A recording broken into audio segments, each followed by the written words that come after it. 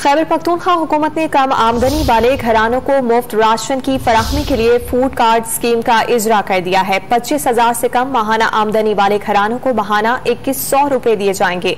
Don news के नुमाइंदे आरिफ हयात से अहवाल जानेंगे। आरिफ बताएगा मजीद अपडेट्स क्या है इस सिलसिले में।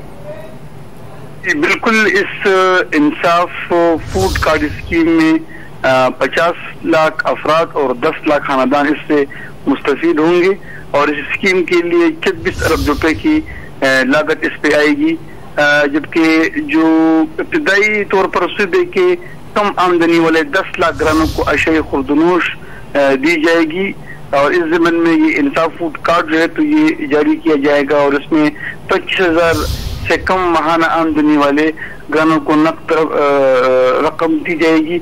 माहाना रकम की तो वो 2100 रुपए है और इसमें पहले मरहले में 10 लाख अफराद जो खानदान है सूबे के उसको जो वो अशय खुर्दनोश है वो दिए जाएंगे। जी बहुत शुक्रिया आरिफ।